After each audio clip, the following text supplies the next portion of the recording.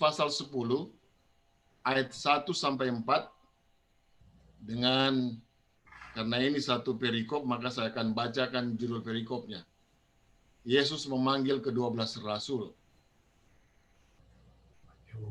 Ayat 1, Yesus memanggil ke-12 muridnya dan memberi kuasa kepada mereka untuk mengusir roh-roh jahat dan untuk melenyapkan segala penyakit dan segala kelemahan.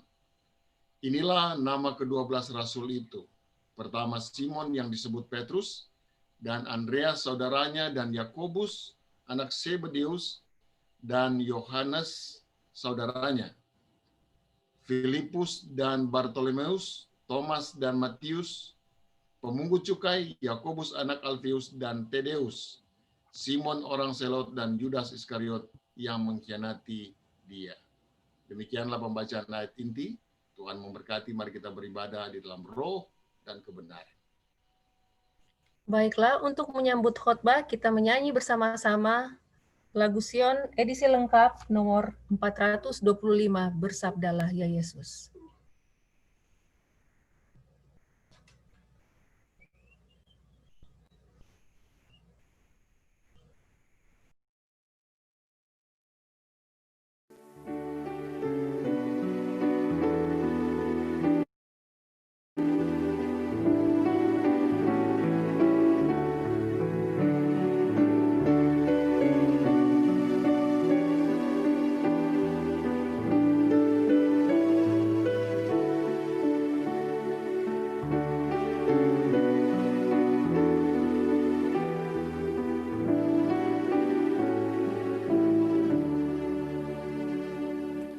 Bersabdalah ya Yesus kepada jiwaku,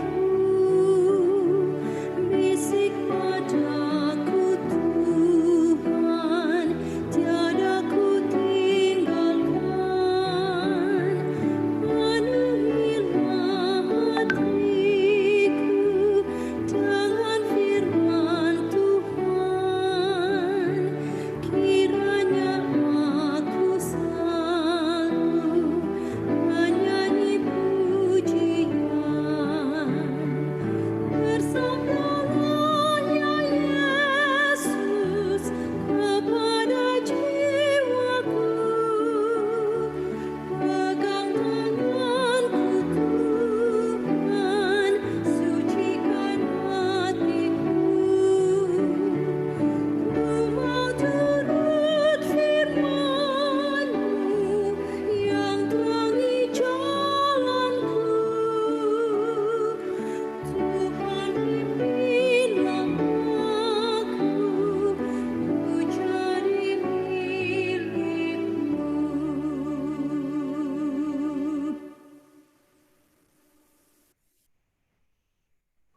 Baik, kami mengundang Pendeta Praban untuk membagikan firman Tuhan. Sahabat baik, saudara-saudara anggota gereja Masih Advent hari ke-7 Jemaat Tomoto Emporium. Sahabat baik. Selamat baik, Pendeta. Sahabat baik, saya baru ingat saudara-saudara pada waktu mengadakan KKR di Manado atau di daerah Minahasa Selatan dan sekitarnya maupun Minahasa Utara. Mereka selalu bilang malam baik. Baru kali ini saya tahu ada juga istilah sahabat baik. Itu pun setelah saya lihat ada chatting dari salah satu saudara. Sahabat baik. Ini satu hal yang baik yang saya bisa bawakan nanti ke Jemaat Advent dari saudara-saudara Jemaat Emporium. Saya senang sekali boleh bertemu dengan saudara-saudara sekalian, ya. Saudara Gary Rumambi yang pertama kali mengkontak saya, kemudian Pendeta Franz, ya. Kemudian saya temukan sahabat saya, Pendeta Stanley Rumayar, dan juga saudara Michael, dan juga Om Edi Slat. Dan saya yakin bahwa ada yang banyak di sini saudara-saudara yang saya memang tidak sebutkan namanya satu persatu, tapi bukan berarti saya tidak mengingat saudara-saudara. Yang paling penting di hari Sabat ini kita boleh bertemu, kita boleh berbakti bersama-sama walaupun jauh tempatnya, tapi kita disatukan di dalam roh dan kebenaran. Seperti yang sudah disampaikan oleh Pendeta Franz tadi. Dan saudara-saudara, saya dikasih kebebasan untuk memilih topik ya oleh Pendeta Franz dan juga Saudara Giri. Silakan aja Pendeta, bagaimana Roh Tuhan menuntun. Jadi sekali lagi saya ucapkan sahabat baik, mari kita sama-sama tundukkan kepala, kita tetap memohon agar Roh Tuhan ada di tengah-tengah kita. Bapa di sorga, mengucapkan syukur dan berterima kasih oleh karena kesempatan yang indah ini, di mana kami boleh berbakti bersama-sama dengan umat-umat Tuhan. Walaupun kami tidak bertemu secara fisik, namun kami dapat bertatap muka secara virtual. Oh Tuhan, kami hanya mau berterima kasih karena dalam situasi pandemik seperti ini, Engkau sudah siapkan teknologi, Engkau sudah siapkan internet, agar kami dapat terus menyampaikan firman-Mu, berbakti bersama-sama, menguatkan, saling mendorong di dalam kasih. Dan kami percaya Tuhan, inilah bukti bahwa Engkau memperhatikan umat-umat-Mu. Inilah bukti bahwa Engkau menjaga umat-Mu, memelihara umat-Mu. Ya Tuhan, kami mohon Engkau kiranya berkenan hadir di tengah-tengah kami. Kami persembahkan doa ini dalam nama Yesus Tuhan dan Juru Selamat kami. Amin. Saya mau sampaikan salam dari anggota Gereja Masih atau Hari ke-7 Jemaat Upland Indonesia yang ada di Bloomington, California, seperti yang saudara lihat di belakang saya. Dan saat ini saudara-saudara kami tinggal di kota Loma Linda, ya. Jemaat kami itu letaknya hanya kurang lebih 15 menit drive dari Loma Linda. Ini adalah suasana kota Loma Linda, ya, yang dibilang bolehlah suburban, ya, tapi sudah dibilang kota, ya. Kota kecil tentunya, ya, bukan kota Los Angeles. Kota Los Angeles itu adalah kota besar, saudara-saudara. Baik, saudara-saudara sekalian, ini adalah hari Sabat, hari di mana kita memenuhi undangan Tuhan. Mama. Saudara, hari Sabat itu adalah hari di mana kita memenuhi undangan Tuhan. Betul, saudaraku, kita berdoa, mari kita mengundang Roh Kudus hadir. Betul. Ya, tetapi saudara-saudara, pada dasarnya hari Sabat itu adalah dalam buku Kejadian 2 ayat 1 sampai 3 katakan Allah berhenti. Allah memberkati dan Allah menyucikan. Jadi karena Allah berhenti, saudaraku, Adam dan Hawa diciptakan pada hari yang ke-6, kemudian pada hari ke-7 Allah berhenti dan Allah meminta Adam dan Hawa pun berhenti supaya ada komunikasi, supaya ada berbaktian, saudara-saudara. Karena kalau Adam tidak berhenti, Hawa tidak berhenti, bagaimana akan ada komunikasi?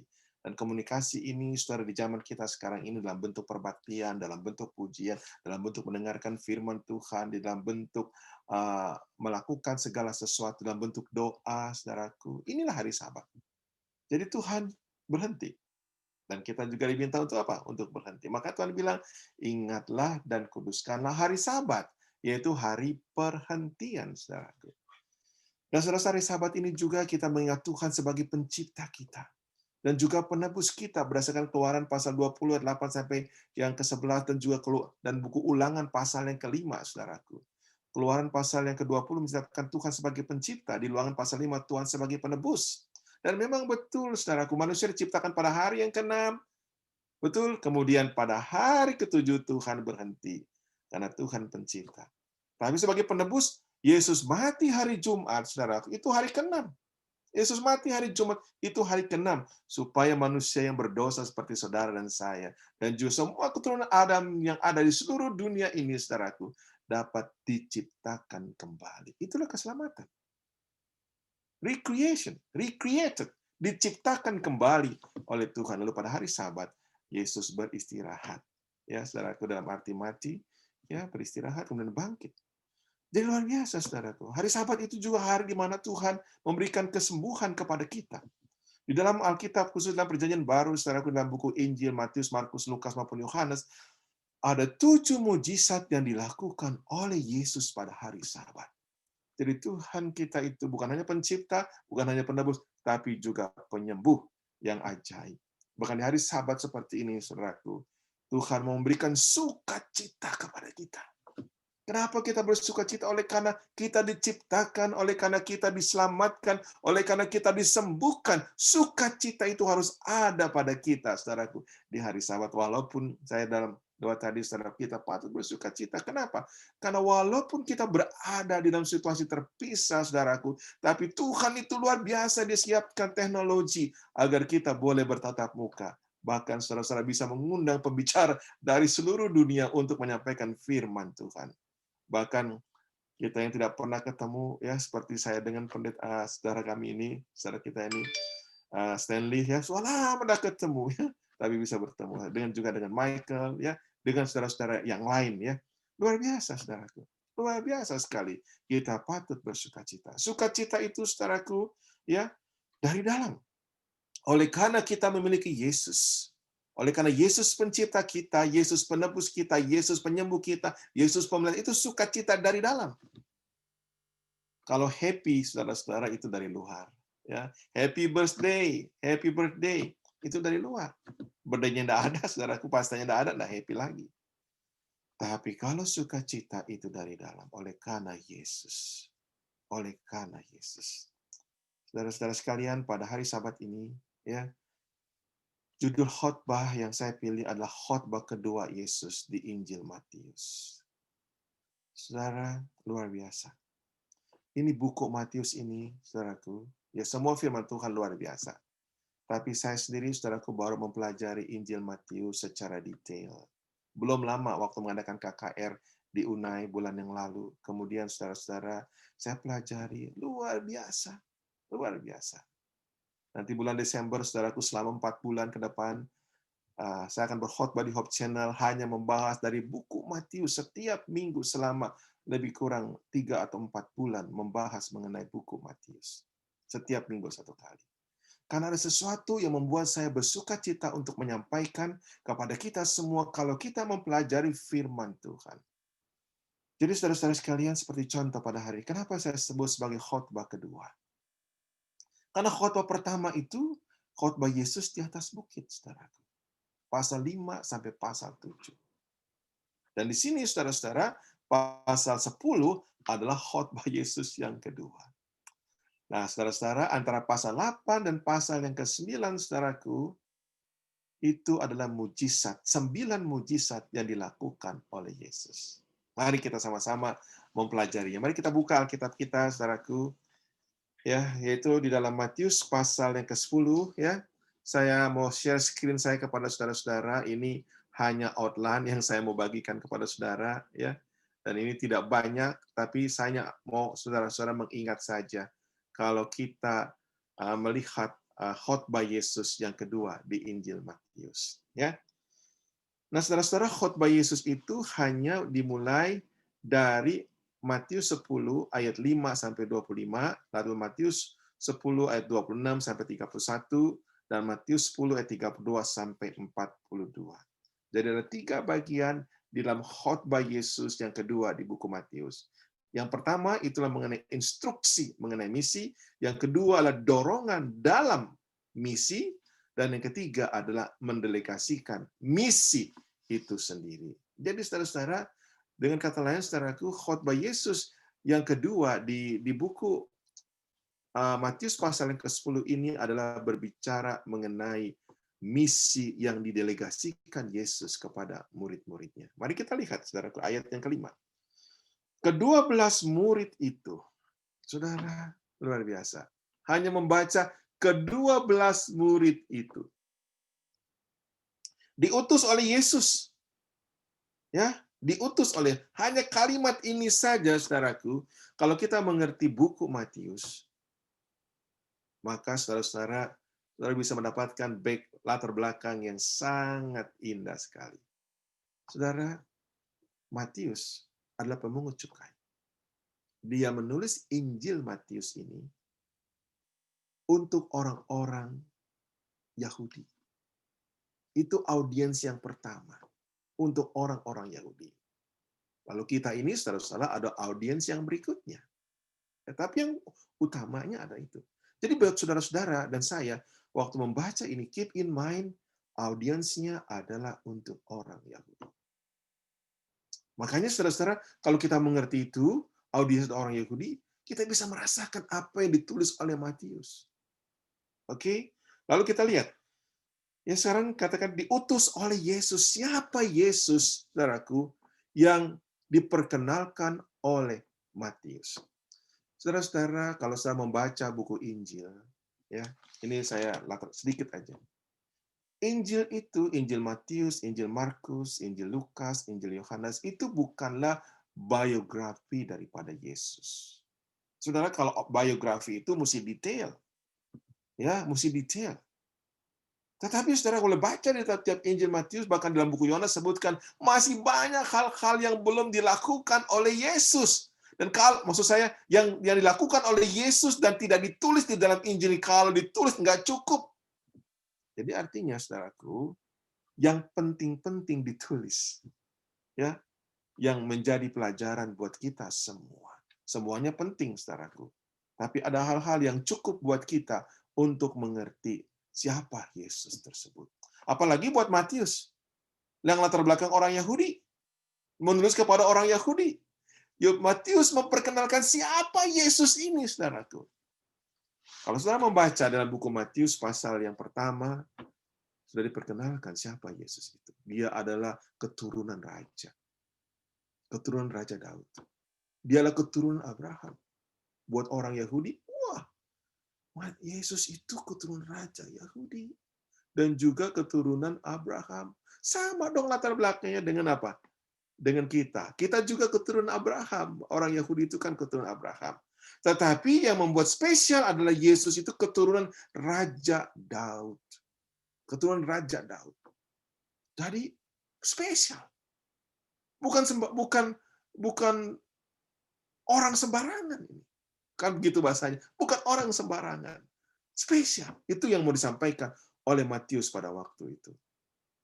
Lalu terus dibicarakan mengenai daftar keturunan daripada leluhur daripada Yesus secara manusia. Kemudian tiba-tiba Matius menampilkan, Yesus itu lahir itu sebagai kelahirannya itu beda dengan kita. Beda. Kita kan karena pertemuan husband dan wife. Tapi Yesus bukan. Tapi karena Roh Kudus. Jadi luar biasa. Bukan cuma sekadar keturunan raja, bukan cuma sekadar keturunan Abraham, tapi kelahirannya karena Roh Kudus. Beda. Lalu tampilkan lagi. Oh, dinamai dia itu Immanuel. Immanuel kan artinya Allah beserta kita. Yesus itu Allah beserta kita. Lalu Matius memperkenalkan, saudaraku, memperkenalkan nubuatan-nubuatan yang berkaitan dengan Yesus dari perjanjian lama. Orang-orang Yahudi ini suka sekali perjanjian lama karena kitab mereka adalah kitab perjanjian lama. Lalu ditampilkan Yesus disembah oleh orang Majus waktu masih bayi. Wah, berarti Yesus ini bukan manusia biasa. Saudara-saudara, buat orang Yahudi, di pikiran orang Yahudi, Yesus itu manusia biasa, saudaraku. Bahkan di pikiran orang Yahudi, walaupun Yesus itu manusia biasa, di pikiran mereka ada yang menganggap bahwa Yesus itu nabi. Bahkan murid-muridnya juga berpikir bahwa Yesus itu nabi. Tapi Matius memperkenalkan, Yesus itu bukan cuma manusia biasa. Yesus itu bukan cuma nabi. Tapi Yesus. Nah inilah saudara-saudara. Siapa Yesus? Saudara, kalau saudara membaca sebelum banyak sekali yang bisa kita dapatkan, tapi saya hanya mau sebutkan beberapa.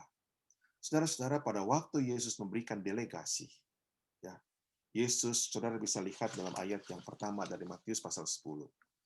Yesus memanggil ke-12 muridnya. Sama, saudaraku. Memanggil, ya, delegasi dan memberi kuasa kepada mereka. Nah, saudara, yang saya ingin saudara mengerti adalah mengenai kata kuasa itu. Saudara-saudara, dalam Matius pasal yang ke-7, saudaraku, ya, setelah Yesus berkhotbah yang pertama di atas bukit, Matius pasal yang ke-7 ayat yang ke-29, saudara bisa buka Alkitab saudara, ya. Sebab ia mengajar mereka sebagai orang yang berkuasa, tidak seperti ahli-ahli Taurat mereka. Yesus ngajar aja berkuasa, saudaraku, jelas. Yesuslah yang berkata kepada Musa, saudaraku, yang memberikan 10 hukum di mana di Bukit Sinai. Yesus yang sama, saudaraku, dia berkhotbah di atas bukit dan menyampaikan kepada orang banyak pada waktu itu. Enggak heran, saudaraku, dalam menyampaikan firman-Nya, Yesus itu penuh kuasa. Dan kalau kita kembali lagi, saudaraku, kepada buku Kejadian pasal yang 1, saudaraku, pada mulailah firman itu bersama-sama dengan Allah, dan firman itu adalah, itu yang ada satu. Pada mulanya Allah menjadikan langit dan bumi dengan segenap apa isinya. Lalu Kejadian 1 ayat 2, berfirmanlah Allah, saudaraku, jadilah terang. Maka terang itu apa?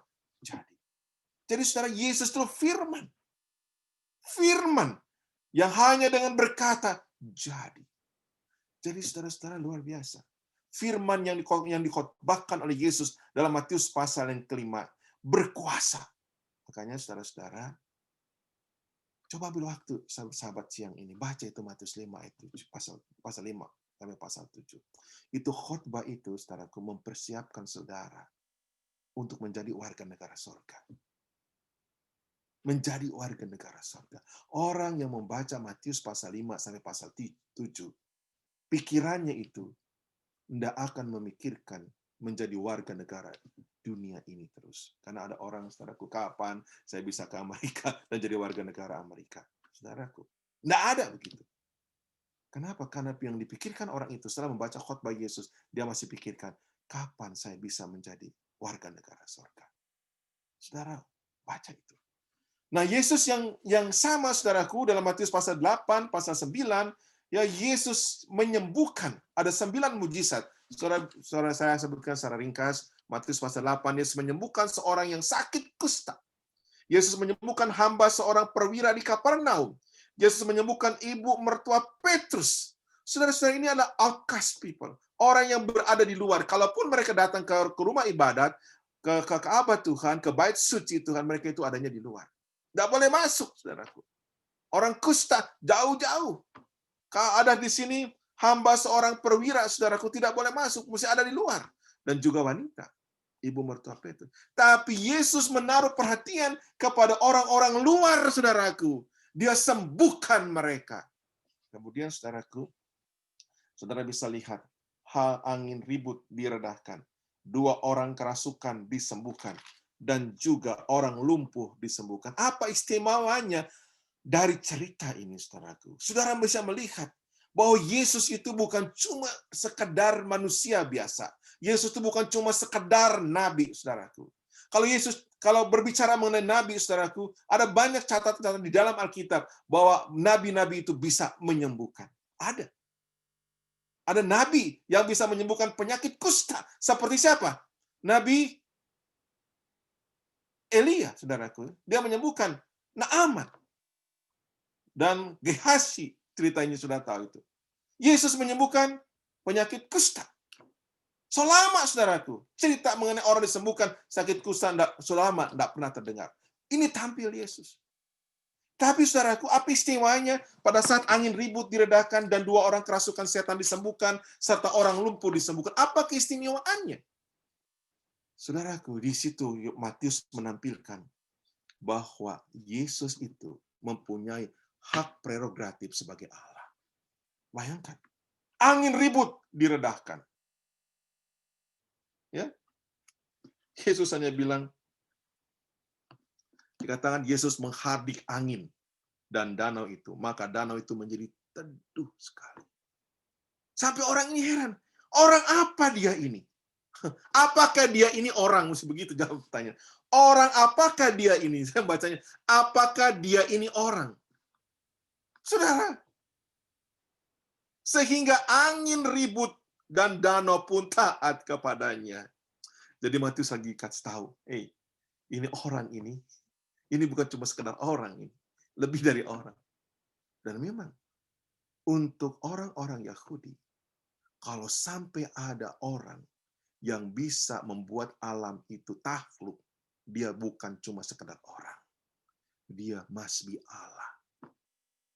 Jadi saudara-saudara, ini ayat yang biasa, tapi dengan latar belakang seperti itu kita jadi menjadi luar biasa. Demikian juga 2 orang yang kerasukan disembuhkan. Sampai setan-setan pun takluk, saudaraku. Luar biasa. Yesus menaklukkan setan-setan. Jadi Yesus itu bukan manusia biasa. Itu yang mau ditampilkan oleh siapa? Dan saudaraku, dalam cerita orang lumpuh disembuhkan, saudaraku, Matius memperkenalkan Yesus di sini. Ya, Yesus katakan, ya, hai anakku, dosamu sudah diampuni. Orang lumpuh dibawa kepada Yesus, yang Yesus bilang, hai anakku, dosamu diampuni. Yang ada pikiran pemimpin agama Yahudi, ya, siapa ini dia? Kok bisa mengampuni dosa? Blasphemy! Karena menganggap dirinya Allah. Tapi Yesus katakan, supaya kamu tahu, anak manusia itu bisa mengampuni dosa. Lebih jelas, Matius memperkenalkan bahwa Yesus itu adalah Allah. Dia bisa mengampuni dosa. Tidak ada nabi, saudaraku, di dunia ini. Tidak ada manusia di dunia ini. Bahkan pemimpin-pemimpin agama di dunia ini yang diberikan kuasa untuk mengampuni dosa. Hanya Yesus, hanya Allah, saudaraku, yang mempunyai pengampunan. Dan bisa memberikan pengampunan. Jadi kalau ada manusia di dunia ini berani mengampuni, saudaraku, itu artinya dia menyamakan dirinya sebagai Allah. Tapi Yesus berdasarkan Alkitab, Matius memperkenalkan bahwa Yesus itu Allah. Jadi saudara-saudara sekalian, Yesus yang mengutus murid-murid inilah yang diperkenalkan oleh siapa? Oleh Matius. Lalu cerita 3 mujizat yang lain, saudaraku, adalah mengenai anak kepala rumah ibadat, ya, yang sudah mati dibangkitkan. Yesus menyembuhkan mata 2 orang buta. Yesus menyembuhkan orang bisu. Apa artinya, saudaraku? Yesus menjadikan baru. Orang yang mati hidup baru. Orang yang buta melihat baru melihat. Orang yang bisu baru berbicara. Semuanya baru. Luar biasa. Yesus yang mengutus. Yesus yang mengutus murid-muridnya adalah Yesus yang memanggil orang yang outcast. Yesus yang adalah Allah. Dan Yesus yang memberikan kehidupan baru. Inilah Yesus. Jadi saudara-saudara, tidak heran, saudaraku, waktu Yesus memanggil murid-muridnya, ya, ayat yang ke-10, Yesus memanggil ke-12 muridnya. Itu murid-murid ikut. Bahkan Matius pemungut cukai pun ikut. Ya, ikut. Bahkan Simon, orang Zelot, juga ikut. Apa rupanya, saudara, yang terjadi di sini? Mari kita lihat. Kembali lagi kepada Matius pasal yang ke-10, saudaraku. Ya, Yesus memanggil kedua muridnya dan memberi kuasa kepada mereka untuk mengusir roh jahat, untuk melenyapkan segala penyakit dan segala kelemahan. Inilah nama ke-12 rasul itu. Pertama Simon yang disebut Petrus dan Andreas saudaranya, dan Yakobus anak Zebedius dan Yohanes saudaranya, Filipus dan Bartolomeus, Thomas dan Matius pemungut cukai, Yakobus dan anak Alfius dan Tadius, Simon orang Zelot dan Judas Iskariot yang mengkhianati dia. Saudara, kenapa mesti disebut Matius pemungut cukai, lalu Simon orang Zelot? Saudara-saudara, ini pelajarannya indah. Pelajarannya indah. Dan juga kenapa mesti disebut Judas Iskariot yang mengkhianati dia? Kenapa? Saudara-saudara, di dalam kelompok murid Yesus, ya, ada orang yang pro kepada Roma, ada orang yang anti kepada Roma. Orang Zelot itu, Simon orang Zelot itu adalah orang yang anti kepada Roma. Sedangkan pemungut cukai yaitu Matius pro kepada Roma. Tetapi pro dan anti ini bisa menyatu, saudaraku, menjadi pengikut Yesus. Kenapa? Karena mereka mendengar Yesus panggil. Yesus panggil. Dan saudara-saudara, bila mana Yesus memanggil, saudaraku, orang itu ikut. Maka ada pertobatan yang sejati. Pertobatan yang sejati, saudaraku, genuine repentance will bring conversion and change of life. Pertobatan yang sejati akan membawa perubahan buat orang-orang yang mengikut Yesus. Saudara-saudara, saya mau singgung sedikit, ya. Ke-12 murid itu, oleh karena mereka mengalami pertobatan mengikut Yesus, makanya mereka bisa satu. Sebelumnya, saudaraku, kalau orang zelot, ya ketemu pemungut cukai, kalau bisa tusuk dari belakang, kita tusuk. Begitu. Jadi mereka itu orang zelot itu selalu membawa pisau. Dengan tujuan, saudaraku, kalau ada pemungut cukai, kalau dia bisa tusuk dari belakang, dia tusuk. Tapi sekarang mereka ketemu, saudaraku, menjadi murid Yesus. Orang zelot bertobat, pemungut cukai juga bertobat. Nah, saudara bisa baca pertobatan daripada Matius. Saudara-saudara, orang yang dipanggil oleh Tuhan dan orang yang mau diutus oleh Tuhan adalah orang-orang yang bertobat, saudaraku. Saudara, ini kata bertobat ini, saudaraku. Kalau dalam bahasa Inggris, itu ada dua. Repentance dan conversion. Karena dalam bahasa aslinya, Grekanya itu memang ada dua. Cuma diterjemahkan dalam bahasa Indonesia, bertobat. Ya, jadi kita selalu bilang, kalau bertobat itu tadinya ke utara, sekarang kita ke selatan. Saudara-saudara, menghadapnya. Kalau tadi kita menghadap dunia, sekarang kita menghadap Yesus. Kita cuma bertobat di pikiran. Saudara. Itu repentance. Tapi pertobatan itu bukan cuma repentance. Pertobatan itu conversion. Sama seperti saudara-saudara pergi ke money changer. Ada uang dolar, convert kepada rupiah. Ya, pertobatan itu.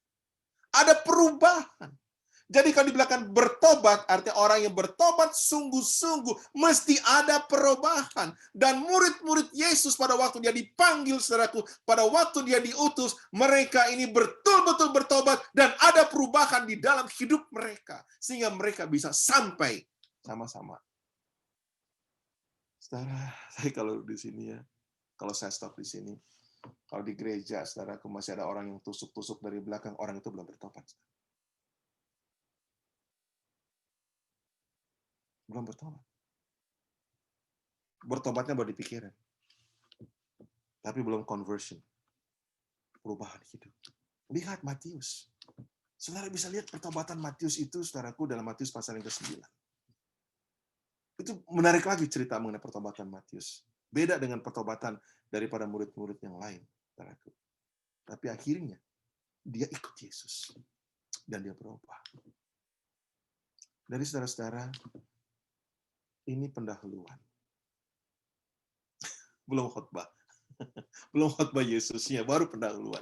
Yang saya mau kasih tahu sama saudara gini. Karena ini kan mengenai misi. Ini kan bicara tentang kita, saudaraku. Bila mana saudara dan saya melakukan misi Tuhan, kita terima misi dari Tuhan. Mesti ada pertobatan yang sungguh-sungguh, saudaraku. Saya setiap pagi 1 bulan ini, sebenarnya bukan 1 bulan ini, ya barulah sejak 100 days prayer itu, dan saya lanjutkan, saudaraku. Dan 1 bulan ini penunggu pagi kita mengajak kita, Yesus ada di sorga sebagai imam besar, sebagai pengantara. Dan selalu Ellen White bilang, kita perlu bertobat sungguh-sungguh. Kalau ada dosa, minta ampun sama Tuhan. Kematian Yesus di kayu salib, saudaraku, mengampuni dosa kita. Kematian Yesus di kayu salib mengampuni dosa kita. Dalam buku Matius disebutkan, saudaraku. Di dalam buku Matius disebutkan, darahnya itu mengampuni dosa kita. Itu membebaskan kita dari bersalah, rasa bersalah, saudaraku, kalau kita diampuni. Memberikan kita semangat baru, saudaraku. Ya. Tapi, saudaraku, Yesus sekarang tugasnya di bilik yang maha suci di surga, menyucikan kita. Kalau bahasa Inggrisnya, cleanse us.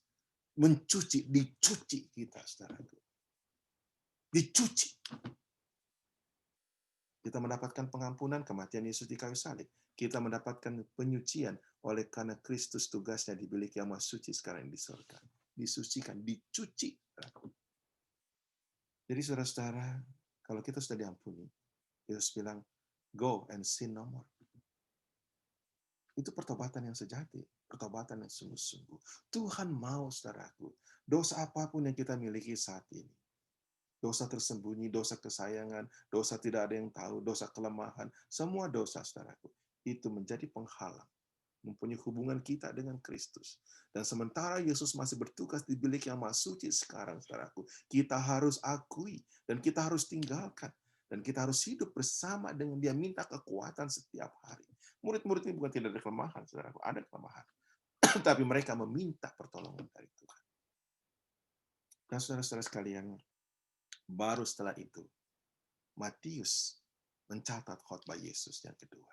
Yang singkatnya, saudara-saudara bisa lihat ya di dalam apa namanya yang saya share kepada saudara-saudara tadi. Inilah intinya, saudaraku. Dalam Matius pasal 10 ayat 5 sampai 25, Yesus memberikan instruksi mengenai misi. Sederhana. Saudara bisa lihat ayat yang kelima. Dikatakan ya, janganlah kamu menyimpang ke jalan bangsa lain masuk ke dalam kota orang Samaria, tapi pergilah ke domba-domba yang hilang dari umat Israel. Saudara-saudara, ini ya begini. Ada dulu ya penceramah terkenal, ya, bukan orang Kristen. Lihat ini, Yesus diutus hanya untuk orang Israel. Dia nggak baca cerita Matius secara keseluruhan. Yesus memang pada mulanya khotbah kepada orang Israel. Dia suruh murid-muridnya juga sama, ayo pergi kepada orang Israel.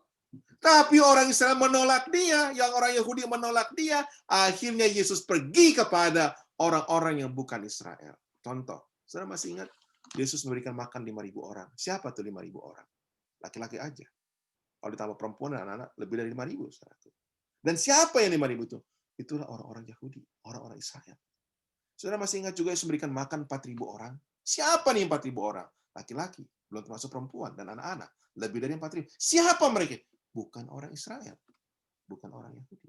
Makanya Yesus bilang di akhirnya, segala kuasa di surga dan di bumi ada padaku. Pergilah kamu, jadikan semua bangsa muridku. Semua bangsa muridku. Bukan cuma orang Israel. Jadi saudara-saudara, kadang-kadang telinga kita ini, saudaraku, dengan khotbah-khotbah yang tidak sesuai, karena mereka nggak baca Alkitab. Mereka kotak kita, mereka ambil aja yang sesuka mereka. Itulah nabi palsu, saudara. Jadi hanya ambil sepotong-sepotong, itu nabi palsu. Ada nabi palsu sekarang. Hebat, melalui televisi kita lihat. Jadi yang saya mau bilang di sini, saudara-saudara, adalah pada waktu Yesus memberikan instruksi mengenai misinya, ya, pergi kepada orang Israel. Khotbahnya sama, kerajaan sorga sudah dekat. Yohanes Pembaptis khotbahnya sama, kerajaan sorga sudah. Yesus juga sama. Ya, dan murid-muridnya juga sama. Jadi saudara dan saya pun sama khotbahnya. Berdasarkan apa? Alkitab. Kalau ada yang tidak sesuai, saudaraku, berarti dia itu kiri atau kanan, saudaraku. Ada banyak sekarang ini golongan di lingkungan Advent, kiri atau kanan. Nggak sesuai dengan tulisan Ellen White adalah seimbang, saudaraku. Tidak sesuai dengan apa? Dengan Alkitab. Jadi khotbahnya itu sama. Kemudian saudara-saudara, sembuhkan orang sakit, bangkitkan orang mati, takhirkan. Apakah ada murid-murid Yesus yang bangkitkan orang mati? Ada, saudaraku. Ya. Dorcas contohnya. Tabita dibangkitkan oleh siapa? Oleh Petrus. Lalu ada juga yang dibangkitkan oleh siapa? Oleh Paulus. Dengar-dengar khotbah sambil ngantuk-ngantuk, saudaraku, dia jatuh dari jendela. Lalu Paulus bangkitkan. Jadi ada. Jadi bukan cuma Yesus, saudaraku, yang bangkitkan. Atau seperti Elia, ataupun seperti Elisa. Tapi ada. Ya. Kemudian saudara-saudara sekalian mengusir setan-setan, saudaraku. Saya cuma mau bilang sederhana sekali. Saudara-saudara sekalian, ya, dalam rumah tangga. Seringkali kalau rumah tangga ada cekcok suami istri, emosi so tinggi, istri bilang kepada suami, setan kau. Suaminya bilang, kau juga setan. Memang begitu, saudaraku. Kalau di konflik itu, ya, konflik itu yang di tengah-tengahnya itu udah setan, saudaraku. Lihat istri seperti setan, lihat suami seperti setan. Kenapa? Karena ada setan di tengah. Saudaraku, Yesus berikan kuasa. Bila mana, saudaraku, kita bertobat sungguh-sungguh, saudaraku, itu setan tidak ada di tengah-tengah kita. Jadi bukan cuma setan yang dirasuk, saudaraku. Ya. Dan itu pun perlu bertobat sungguh-sungguh, saudaraku. Sering kita takut ya, aduh, kita mau mengusir setan, kita takut. Kenapa? Kita karena bertobat sungguh-sungguh. Tapi kalau kita bertobat sungguh-sungguh, saudaraku, Tuhan punya janji ini akan nyata sekali.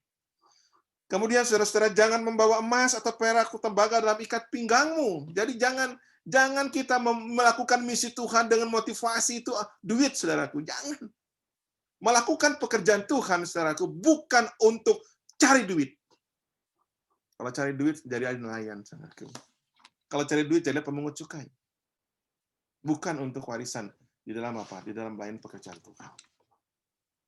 Dan saudara bisa baca terus sampai dengan ayat yang ke-25, saudara bisa lihat ya ayat yang ke-16. Ini saudara ayat 16 ini saudara bisa lihat, aku mengutus kamu seperti domba di tengah-tengah serigala. Sebab itu hendaklah kamu cerdik seperti ular dan tulus seperti merpati.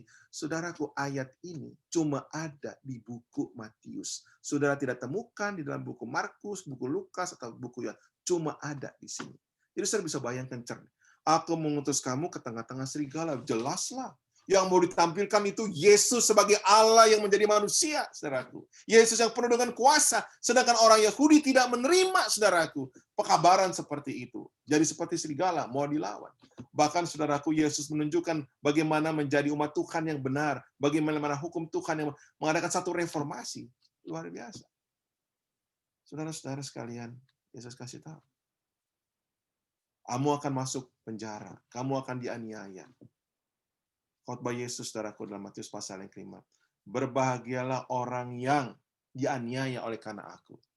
Kalau dalam bahasa aslinya itu bisa terjemahkan juga begini. Berbahagialah orang yang menurut karena aku. Jadi orang yang menurut Yesus, saudaraku, pasti dia dianiaya.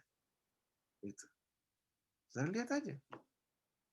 Di tengah-tengah lingkungan orang Yahudi. Mereka yang mengikuti Yesus mengakui penganiayaan. Sampai sekarang ada. Sampai sekarang ada. Kemudian saudara-saudara, bagian yang kedua yang saudara bisa lihat adalah dorongan dalam misi. Betul kamu akan mengalami aniaya. Saudara bisa lihat nasihat Yesus itu, dorongannya ada 3, saudaraku. Ayat yang ke-26. Jangan kamu takut terhadap mereka, karena tidak ada sesuatu yang tertutup yang tidak akan dibuka, dan tidak ada sesuatu yang tersembunyi yang tidak akan diketahui. Jangan takut. Dorongannya dalam melakukan misi, jangan takut. Kemenangan itu pasti kepada orang yang menyampaikan firman Tuhan. Lalu yang kedua, ayat yang ke-28. Jangan kamu takut kepada mereka yang dapat membunuh tubuh, tapi yang tidak berkuasa membunuh jiwa. Maksudnya, saudaraku, ya, tubuh bisa binasa, tapi tidak bisa mengambil kehidupan kekal. Jangan takut. Dan yang ketiga, saudara-saudara, adalah dalam ayat yang ke-31. Jangan kamu takut, karena kamu lebih berharga daripada banyak burung pipit. Jadi, saudara, di dalam melakukan misi, Yesus memberikan instruksi misi kepada mereka. Dorongannya lah jangan takut. Sampai 3 kali jangan takut. Saudara, adakah ketakutan kalau di hati saudara kalau melakukan misi? Ada. Ada, saudara. Tapi sebenarnya jangan takut. Dorongannya. Tuhan akan peliharakan kita. Tuhan akan lindungi kita. Tuhan akan jaga kita. Sedang burung pipit lah Tuhan pelihara. Kemudian saudara, bagian yang ketiga adalah Yesus mendelegasikan misi itu. Apa misinya? Ini sederhana, saudaraku. Misinya, mulai dengan ayat yang ke-32. Apa misinya? Setiap orang yang mengaku aku di depan manusia, aku juga akan mengakuinya di depan Bapa-Ku yang di surga. Misi yang Yesus ajarkan kepada kita adalah agar setiap orang mengaku siapa Yesus itu. Saudara, kalau kita mengaku Yesus itu hanya sebagai nabi, saudaraku, memang betul Yesus itu nabi. Tapi tidak cukup. Misi kita adalah mengajak orang untuk mengenal Yesus, mengakui Yesus bukan hanya sebagai nabi, tapi lebih daripada nabi, yaitu Allah yang menjadi manusia. Wah, saudara-saudara. Kalau sampai saudara bertemu dengan orang, lalu kemudian saudara sampaikan siapa Yesus itu, lalu dia bilang, dia mau bersaksi, ya Yesus itu adalah Allah, saudaraku. Itu mulutnya itu, saudaraku, luar biasa. Dipimpin oleh Roh. Kalau dia masih berani mengatakan itu. Saudara yang latar belakang Kristen, saudari kecil, ayo kita berdoa dalam nama Yesus, dalam nama Yesus. Oh Yesus, tolong. Saudara udah biasa. Tapi ada begitu banyak orang-orang di dunia ini yang tidak mengakui Yesus.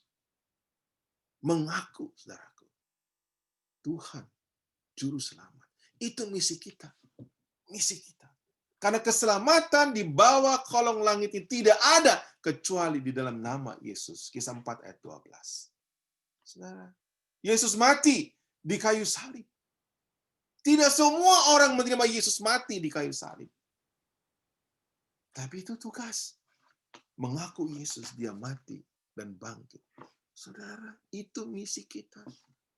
Misi kita. Misi yang utama, saudaraku. Yang lain-lain itu adalah sampirannya. Tapi itu yang utama. Kemudian, saudaraku, yang kedua, saudara bisa lihat, saudaraku, mulai dengan ayat yang ke-34. Jangan kamu menyangka bahwa aku datang untuk membawa damai di atas bumi. Aku datang bukan untuk membawa damai, melainkan pedang.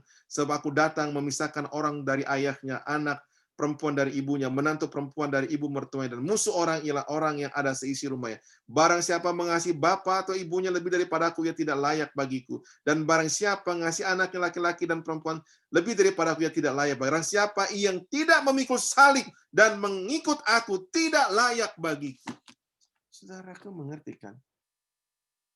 Mengikut Yesus itu, saudaraku, yang kedua di sini, misi kita adalah membuat Yesus yang pertama dalam hidup.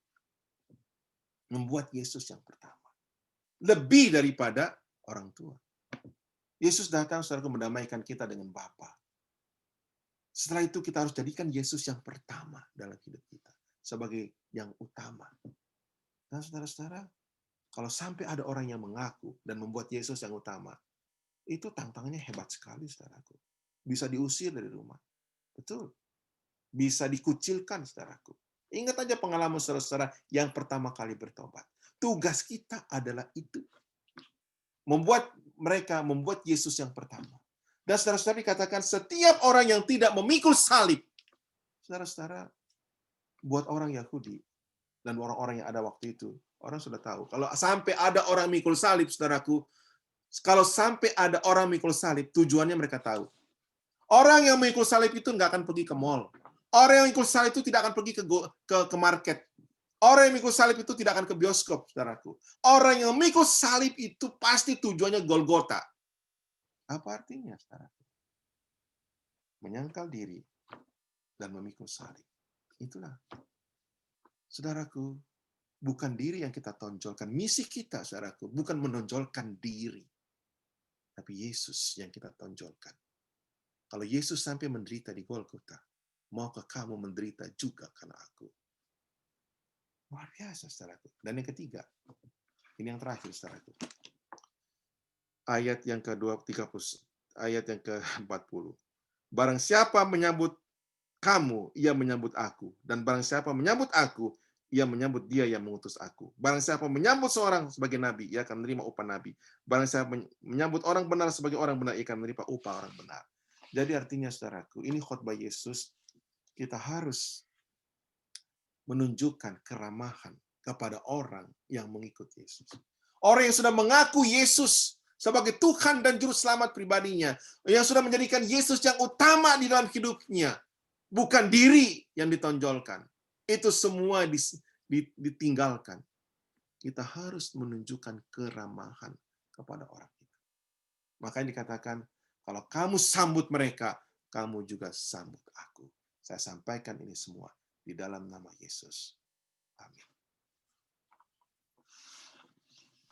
Amin. Amin, Pendeta. Terima kasih.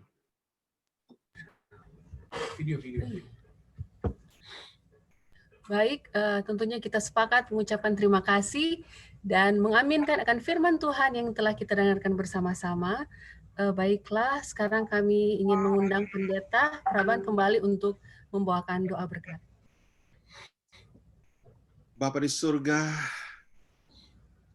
hamba mengucapkan syukur dan terima kasih ya Tuhan. Dan kami semua yang mendengarkan firman-Mu bersama-sama dan membaca dari buku Matius. Sungguh luar biasa firman-Mu, Tuhan. Sungguh luar biasa Yesus Kristus.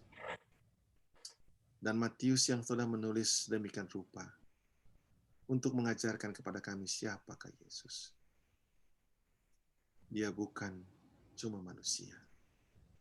Dia bukan manusia biasa. Dia bukan cuma nabi. Tapi dia ada Allah yang menjadi manusia. Yang datang untuk menyelamatkan kami, orang berdosa. Kematiannya di kayu salib, dia ketahui. Dia tahu bahwa dia akan disalibkan untuk supaya kami mendapat pengampunan. Dan dia mengajak kami untuk mengikut dia. Memikul salib, menyangkal diri. Meninggikan Yesus. Itulah misi yang Tuhan berikan kepada kami semua. Mengaku Yesus dalam hidup kami. Itulah misi. Dan menolong orang-orang yang ada di sekitar kami. Itulah misi yang Tuhan berikan. Sungguh luar biasa. Tuhan, biarlah kami menjadi pelaku firman-Mu, bukan hanya pendengar. Karena kami mau ya Tuhan, Engkau mengenal kami. Pada saat Yesus sekarang ini berada di bilik yang maha suci, Bapa, aku kenal orang ini. Karena dia melakukan firman-Mu, bukan hanya menjadi pendengar saja. Dia adalah orang yang bijaksana, yang mendirikan rumah di atas batu, yang mendengarkan khotbahku di atas bukit. Oleh karena dia mendengar dan melakukan. Dia adalah gadis yang bijaksana, yang mendengar dan melakukan. Aku kenal mereka. Saudara-saudaraku yang kekasih, saudara katakan, saya kenal Yesus. Berapa banyak saudara kenal Yesus? Apakah hanya pengetahuan saja? Tuhan mau saudaraku saat ini mengenal Yesus secara pribadi. Mendalami firman-Nya. Melakukan firman-Nya. Mengubah hidup saudara. Sehingga Yesus pada saat ini di bilik yang maha suci dapat mempertahankan kita. Aku kenal dia. Dia sudah terima aku. Kematianku di kayu salib. Dan firman-Ku berdoa, berharap kepadaku. Oh Tuhan, biarlah Engkau memberkati saudara-saudara kami yang ada di jemaat Emporium ini. Jemaat Tomoto. Perlengkapi mereka, berikan kuasa-Mu. Biar mereka memiliki pertobatan yang sejati, pertobatan yang sungguh-sungguh. Sehingga mereka dapat menyampaikan misi Tuhan. Mengajak orang lain untuk mengaku Yesus Tuhan dan Juru Selamat. Mengajak orang lain untuk meninggikan Yesus di dalam hidup mereka, membuat Yesus yang utama. Dan kami pun menunjukkan kasih kepada mereka. Inilah firman. Berkati tua-tua jemaat, berkati hamba Tuhan, pendeta-pendeta di jemaat ini. Dan semua anggota gereja dan tamu-tamu yang mendengarkan. Karena kami sampaikan di dalam nama Yesus, Tuhan dan Juru Selamat